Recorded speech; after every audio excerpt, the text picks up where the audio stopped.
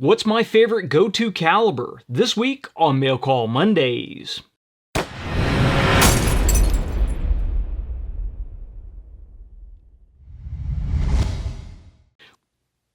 Mail Call Mondays is brought to you by Modular Driven Technologies. If you need a chassis system for your precision rifle, check out mdttac.com. I'm John McQuay with 8541 Tactical, and this is Mail Call Mondays, the show that answers your questions about precision rifles, optics, and equipment. Welcome to another Mail Call Mondays, and this Monday, our question comes from Todd on Facebook, and Todd asks, with all the different calibers that everybody's been talking about over the last year or so, what's your favorite go-to caliber? That one no-nonsense caliber that could do everything you need it to do. Well, Todd, that is an excellent question, and I'm going to try to answer it both on my viewpoint, and then also from your average shooter that is out there shooting competitions and a variety of other things. It's a great question because every couple of years we see a new batch of calibers come out. We see different calibers jump to the top of PRS and NRL shooting, and there are a variety of different reasons for that. One of the biggest reasons is because companies want to sell new guns.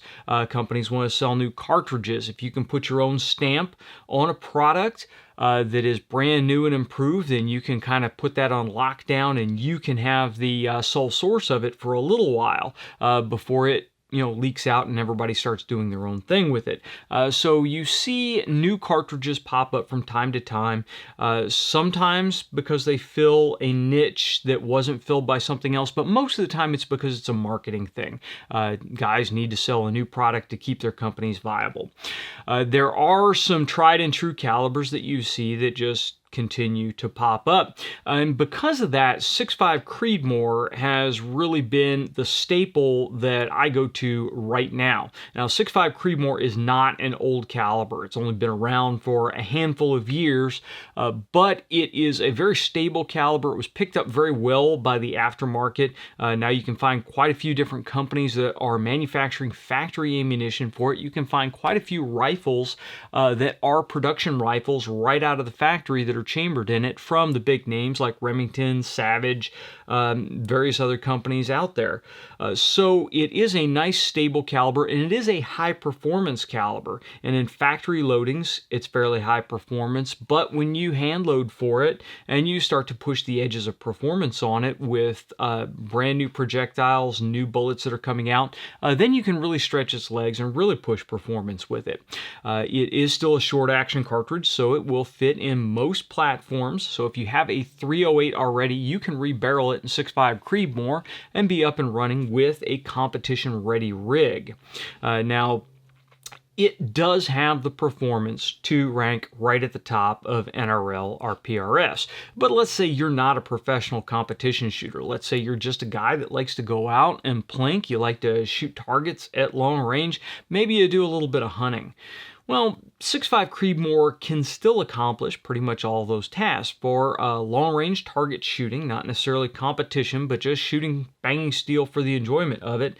6.5 Creedmoor is definitely up to the task. Now, if you are a high-volume shooter, you will see less barrel life with 6.5 Creedmoor than you would with the good old classic 308. So if really barrel life is your primary concern and competition is not, then 308 still has a great place in the shooting community.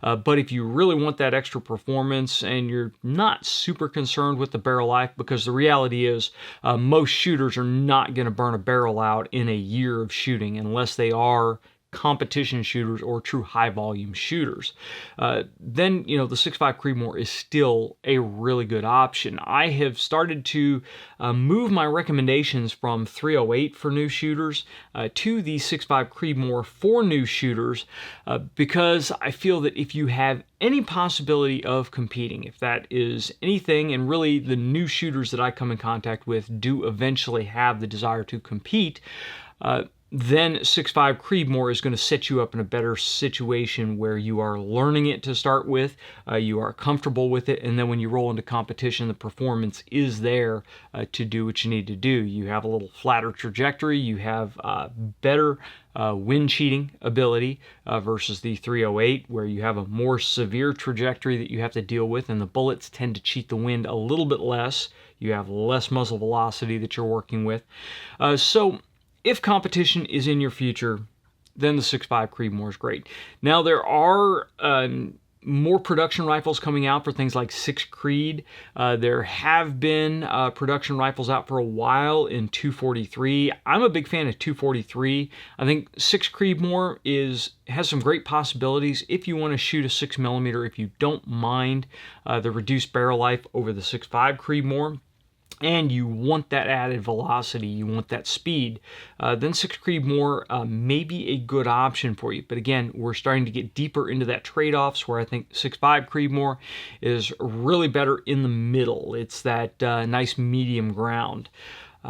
I like 243 as my other competition caliber because, again, it's a very tried and true caliber. It's a real stable caliber. There are lots of bullets out there that we know how they perform. We know how certain powders perform in it, and we know what kind of barrel life we're expecting. But with 243, through a competition rifle where you are pushing it, you are really limiting that barrel life quite a bit. So 243 is probably not a good thing for everybody. Now, that's really on the competition on the plinking side. Whenever somebody asks about a do-all rifle, I always kind of have to think about hunting in the mix as well.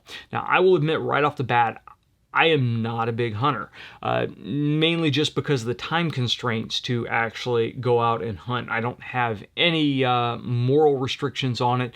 I think hunting is absolutely fine from a moral standpoint as long as it's performed in an ethical manner. But it's just not something that I really get into a lot. So none of my gear is really oriented towards hunting, but when somebody asks about a do-all rifle of this manner, a bolt-action precision rifle, very often hunting is something that they're thinking about. Now that's where, again, we come back to the 6.5 Creedmoor, because there are quite a few companies offering loaded hunting ammunition out there for it, and if you want to load your own, there are quite a few bullets that are suitable for hunting. Full metal jacket match cartridges are generally not the greatest thing for hunting. You can do it, but the terminal ballistics of a full metal jacket match bullet is not as good as some of the expanding purpose-driven hunting bullets that are out there. And the reality is that you do not need razor's edge precision with a hunting bullet. The vital zones that you're trying to impact are much larger, and if you're hunting ethically, then a lot of the engagement distances are going to be significantly shorter than you would with a long-range competition rifle. So again, the 6.5 is great. Now 260 and 243 have been hunting whitetails for a very long time. There are quite a few deer rounds for the 243 out there, but again, we're running into that limited barrel life. So 6.5 Creedmoor, I think, again, still wins out as that intermediate caliber. Now, when we look at a bunch of the other stuff that is out there on the market, the 224 Valkyrie, and some of the larger Magnum cartridges that are designed specifically for precision rifle competition, I think then we squeeze out to the outlying ends of the spectrum.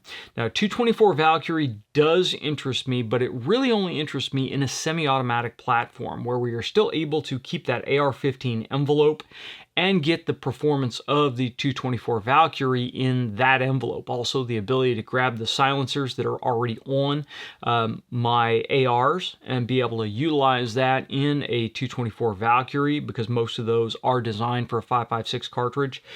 Being able to use a suppressor on those rifles and being able to still use that suppressor on other ones instead of having to go to an overbore suppressor is attractive to me. So in the not too distant future, I may build up a 224 upper for the AR and just see how I like it.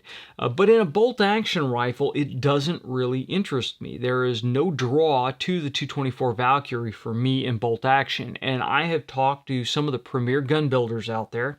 I have heard all the arguments over barrel life, reduced recoil, all this stuff, and I believe you can get very similar performance on that end of it with already short action cartridges that are already out there, light loading a 6 Creed or a 243 or a 6.5 Creedmoor, and still get better barrel life and better recoil, but then you still have the advantage to go up to high performance cartridges if you want the absolute razor's edge performance.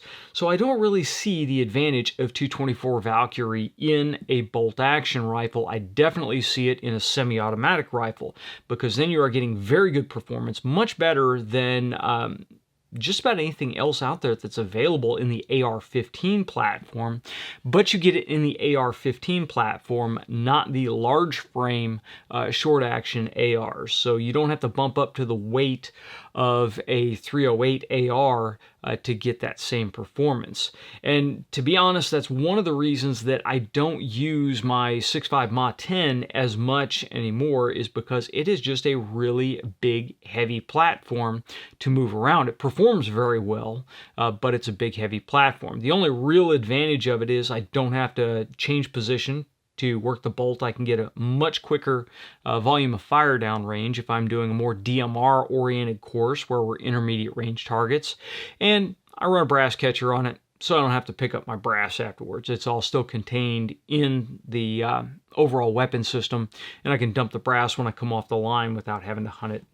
So, but again, when we get back to the caliber thing, even that rifle is a 6.5 Creedmoor. It's because I really like the performance. I like the stability of it. We did go through some hiccups with the 6.5 Mattson with piercing primers, very low brass life, but we resolved 90% of those issues with the JP enhanced bolt carrier group.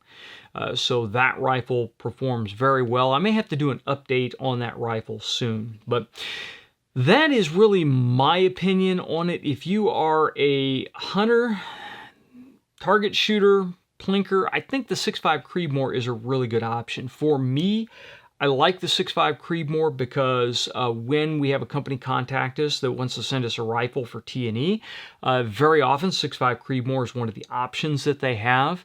I have contacts that I can call and get factory 6.5 Creedmoor ammunition, so I don't have to worry about loading it, even though I am set up to load 6.5 Creedmoor. Get good barrel life out of it. There's good economy of powder and bullets. You're not burning a ton of powder in those cartridges.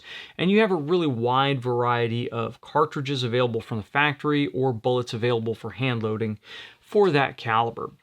But that's just my opinion. I really want to hear what your opinion is. What is your go-to cartridge and what's your go-to rifle for the general purpose shooting that you do, be it target, be it plinking, or hunting? I really want to know what you guys are running, so please go ahead and leave it in the comment section down below. Also, I am still in that intermediate feeling my feelings out about 224 Valkyrie. I really want to hear about you guys. Do you think the 224 Valkyrie has a place in a bolt gun? I don't think there's any question that it's got a place in a semi-automatic platform, but in a bolt action rifle, do you see 224 Valkyrie as a contender for PRS or for general purpose shooting? Please, again, let me know down in the comments down below. And that's it for this Mail Call Mondays. I know it's a short one, but you notice we're releasing this late in the week, so it means we're behind the power curve right now, and hopefully we will get caught up. We've got a few other videos that are going to be coming out really soon.